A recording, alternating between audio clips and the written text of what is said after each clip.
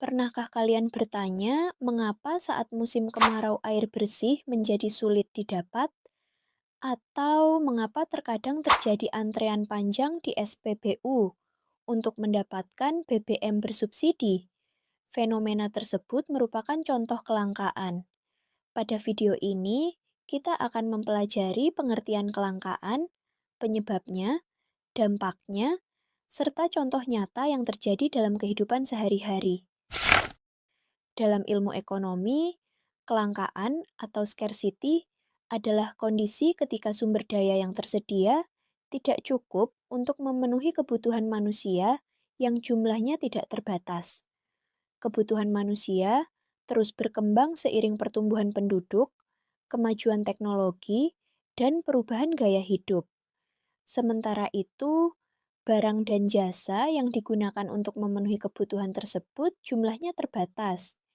Karena adanya ketidakseimbangan antara kebutuhan yang tidak terbatas dan sumber daya yang terbatas, manusia harus membuat pilihan dan menentukan prioritas dalam memenuhi kebutuhannya. Ada beberapa faktor yang menyebabkan kelangkaan. Pertama, keterbatasan sumber daya alam. Beberapa sumber daya tersedia dalam jumlah terbatas dan membutuhkan waktu yang lama untuk diperbarui. Jika digunakan secara berlebihan, persediaannya dapat semakin berkurang. Kedua, kerusakan lingkungan akibat ulah manusia seperti pencemaran, penebangan hutan liar, dan kebakaran hutan yang dapat mengurangi kemampuan alam dalam menyediakan kebutuhan manusia. Ketiga, pertumbuhan penduduk yang cepat. Semakin banyak jumlah penduduk, semakin besar pula kebutuhan akan makanan, air bersih, energi, dan tempat tinggal. Jika peningkatan kebutuhan tidak diimbangi dengan peningkatan produksi, maka kelangkaan akan semakin mudah terjadi. Kelangkaan dapat kita temukan di sekitar kita.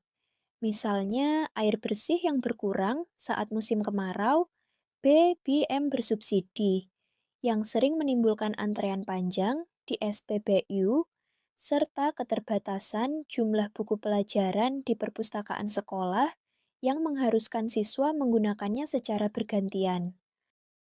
Kelangkaan juga menimbulkan berbagai dampak. Dampak pertama adalah kenaikan harga barang. Ketika jumlah barang terbatas sementara banyak orang membutuhkannya, harga cenderung meningkat sehingga daya beli masyarakat menurun. Dampak kedua adalah pemborosan waktu akibat antrean. Masyarakat harus meluangkan waktu lebih banyak untuk mendapatkan barang yang sulit diperoleh. Dampak ketiga adalah terbatasnya pilihan.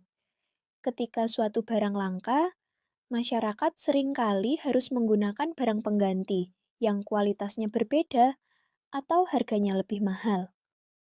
Untuk memahami konsep kelangkaan lebih jauh, mari kita lihat contoh yang pernah terjadi di Indonesia.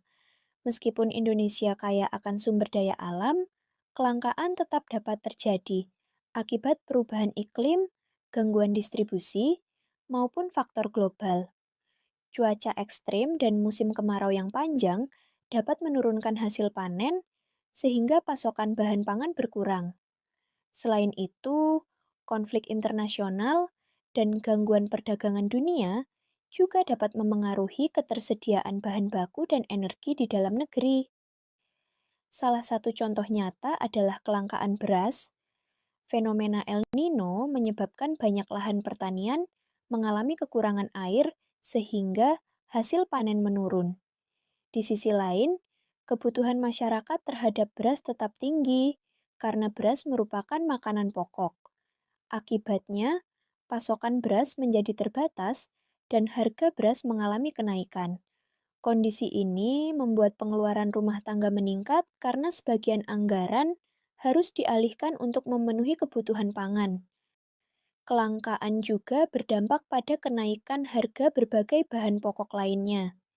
Ketika pasokan berkurang sementara permintaan tetap tinggi, harga barang cenderung meningkat.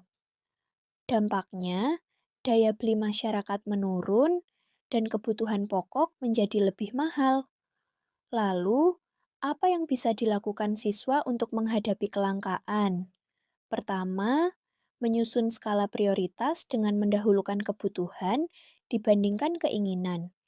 Misalnya, mengutamakan pembelian alat tulis, buku pelajaran, dan biaya transportasi sekolah sebelum pengeluaran yang bersifat hiburan. Kedua, menabung dan hidup hemat.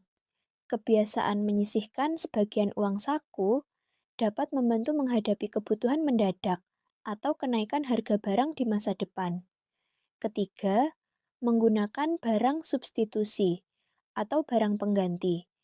Ketika suatu barang sulit diperoleh atau terlalu mahal, kita dapat memilih alternatif lain yang memiliki fungsi serupa.